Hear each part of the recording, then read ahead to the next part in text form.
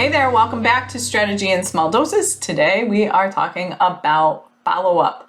The fortune is in the follow-up. You've heard this a million times, yet we all still hate it. We hate following up, and it is the biggest reason you're leaving money on the table. This simply lack of follow-up leaves so much money on the table. And so I want to give you a couple shifts today to make when it comes to follow-up. All right. Number one, I want you to just think of it as continuing the conversation, right? Think of it like this. You started the conversation, whether somebody came to you and asked you to get on a call or have a conversation in the DMs or in your email, whatever.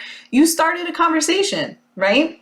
And now the conversation ends and that's it. Like, think of follow-up as continuing the conversation. So you don't have to follow up in this horrendously spammy way that says, hey there, are you ready to make a decision yet? No, but during your call or in your text or different things, you had conversation, right? They talked to you about something that was happening in their business or where they were at, or there probably was some general personal thing that happened that you had in this conversation. So when you follow up, continue that conversation. Hey, Michelle, I know the last time we talked, you were getting ready to launch your podcast, just checking in to see how it was going. Wanted to follow up with you, see if I could be of any help to you, right?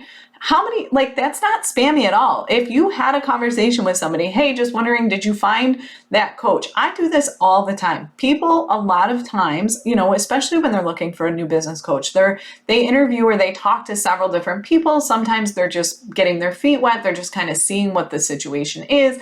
They're not ready to make a decision yet. So, it's nothing for me to be like, hey, Kim, it's Michelle. I know the last time we talked, you were kind of trying to figure out what you wanted to do with your business. Just wondering, did you find a coach or are you still looking? It's no big deal. What's the worst that's going to happen? They're going to say no.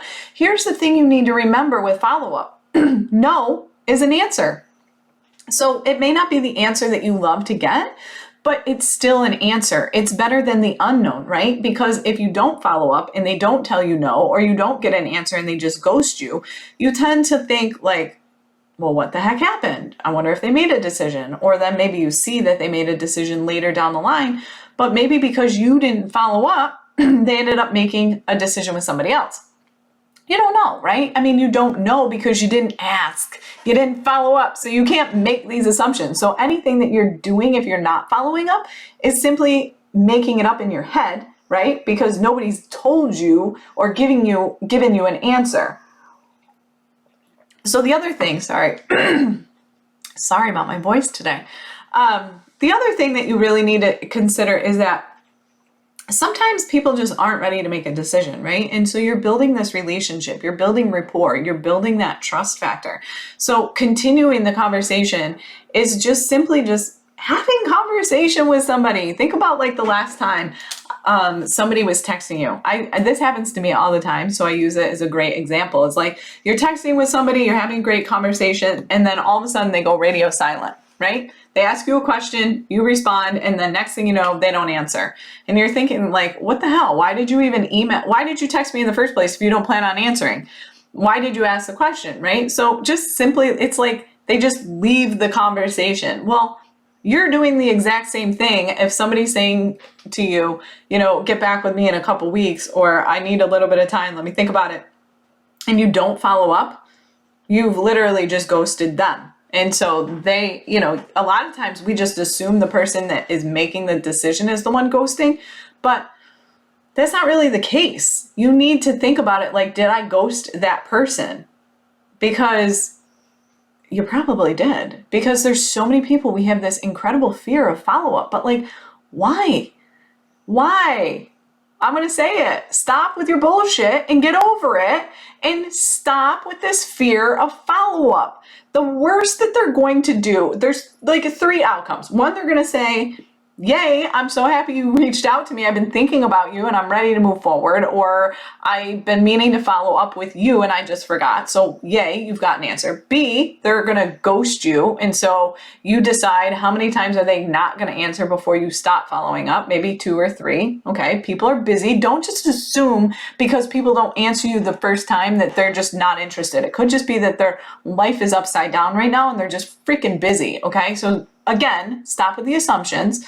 And then 3, they can say, I'm all set. I hired somebody else. And you have an answer. And so you take them off your list and you move on and you find the people that are the right fit for you and you find the ones that are ready to work with you. But you cannot grow your business making these assumptions in your head and just assuming people are going to know how to reach back out to you, assuming people follow up with you. How many times have you deleted an email and you can't remember how to contact somebody? Like, it happens. We do this all the time. You set up an invitation through Calendly. You don't quite remember how you contacted them. It's just human nature, whether it's organized or not, whether you think it's, professional or not, it happens.